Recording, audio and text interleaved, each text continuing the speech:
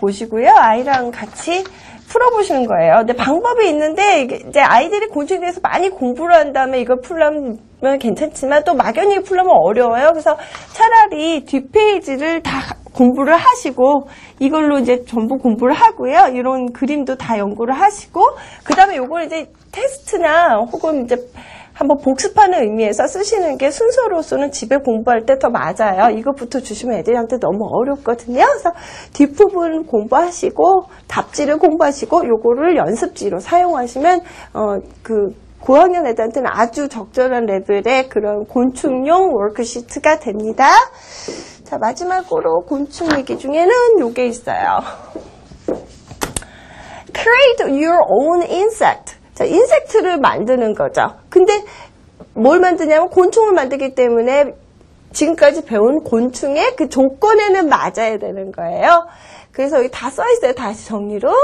머리 앞에, 이제 머리는 몸 앞에 있어야 되고, head at the front of the body, thorax in the middle of the body 이렇게 돼 있거든요. 그래서 요거를 한번 쭉 읽어보신 다음에 그 다음에 여기다가 애들한테 새로운 곤충, 꼭 기존에 우리가 알고 있는 곤충이 아니라 마음대로 해봐라. 그럼 애들이 막 완전히 너무너무 예쁜 곤충을 만들기도 하고 너무나 이렇게 보기 흉하게 희한한 곤충을 만들기도 해서 애들한테 주면요, 그 상상력을 발휘해서 할 수 있기 때문에 아주 재밌는 프로젝트가 되면서 동시에 이제 한번 싹 정리가 되죠. 곤충의 특징에서. 그래서 요거는 이제 유치원서부터 저학년, 고학년 애들도 굉장히 재밌게 할 수 있는 그런 프로젝트가 돼요. 그래서 큰 아이들 같은 그림을 그리고 여기다 이제 설명하면 뭐 재밌는 얘기를 많이 쓰거든요. 무슨 아주 굉장히 무서운 곤충이어서 병을 퍼뜨린다든가 혹은 무슨 슈퍼 인섹트여서 뭐 아주 특이한 일을 한다든가 그런 식으로 또 재밌게 또 쓰고요.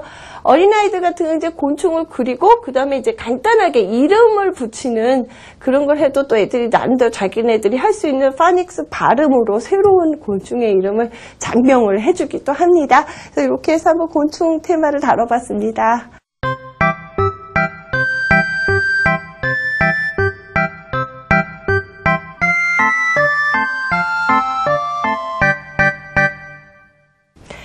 네, 이번에는 이제 곤충을 공부하고 또 곤충을 포함한 모든 동물들의 종류가 어떤 종류가 있는지 공부를 해보려고 해요. 그리고 제가 아까 곤충 얘기할 때 잠깐 얘기 드리려고 했던 걸 까먹은 게 있어서 지금 말씀드릴게요. 파브르가 했던 유명한 실험인데요. 파브르가 그 나비의 애벌레를요, 냄비 주변에다가 동그랗게 배열을 했어요. 어떻게 하는지 보려고요. 했더니 나비 애벌레들이 계속 꾸물꾸물 움직이면서 원을 그리면서 뺑뺑 도는 일을 7일 동안이나 계속했다고 합니다. 그래서 파브르는 이렇게 재밌는 희한한 생각도 많이 실험을 해봤고요.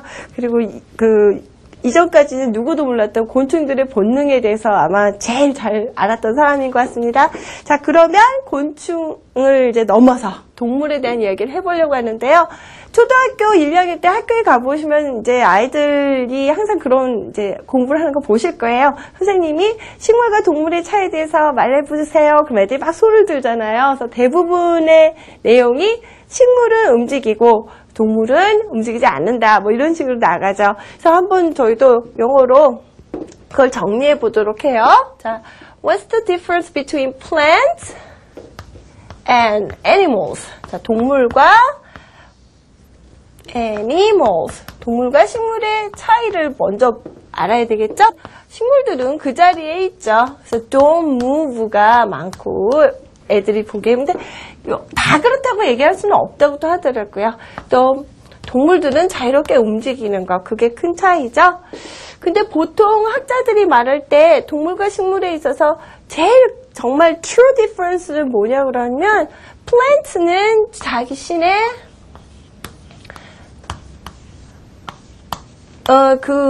음식 먹는 거 있잖아요. 양분이죠. 양분을 스스로가 만들어내요. 플랜트는 사냥을 하거나 뭐 그렇지 않죠. 비를 맞고 햇빛을 보고 공기를 흡수해서 자신의 그 생존에 필요한 양분을 다 만드는 게 가장 큰 특징이고, 이 동물들은 그렇지 않아요. 가만히 있어도 키가 크거나 가만히 있어도 뭐 생명을 유지할 수 없기 때문에 이제 다른 걸 먹어야 돼요. 자기들이 이제 어떤 자기들의 푸드를 찾아서 먹거나 또 다른 동물을 먹거나 해서 그 양식을 먹고 커야 된다는 게 이제 그 썸푸드라든가 이제 어떤 thing이죠. 꼭 푸드가 우리가 보기엔 푸드가 아닌 것도 먹으니까요. 그래서 이런 거를 해서 산다는 게 사실 학자들이 말하는 가장 근본적인 차이예요. 그래서 아이들한테 알려주세요. 한국말로도 제가 교실 가서 참관 수업하는데 거의 손 들고 똑같은 얘기를 계속 하거든요. 그래서 그때 이렇게 대답하면 굉장히 똑똑해 보이죠. 식물은 스스로 양분을 만들고 동물은 그렇지 않습니다라고 얘기하면 이제 차원이 달라 보이죠. 이게 가장 큰 차이라고 합니다.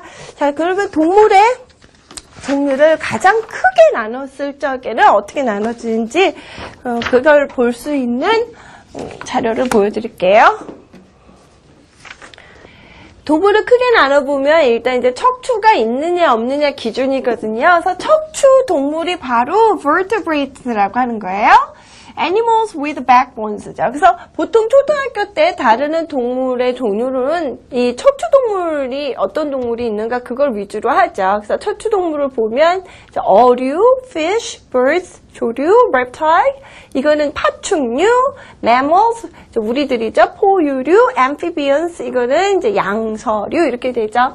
그 다음에 척추가 없는 동물들도 숫자로는 무지 많잖아요. 우리가 아는 지렁이 뭐 그런 것들도 있고요. 네, 무척추 동물은요, 이제 인이 붙으면 반대말을 만들죠. 그래서 척추 동물의 반대니까 이제 invertebrate에서 무척추 동물이 되는 거죠. Animals without backbones. 이게 쉽게 설명한 얘기예요.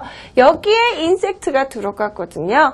나머지는 굉장히 좀 환영동물 이런 식으로 어려운 단어가 사실 많고요. 조금 더 커서 배우죠.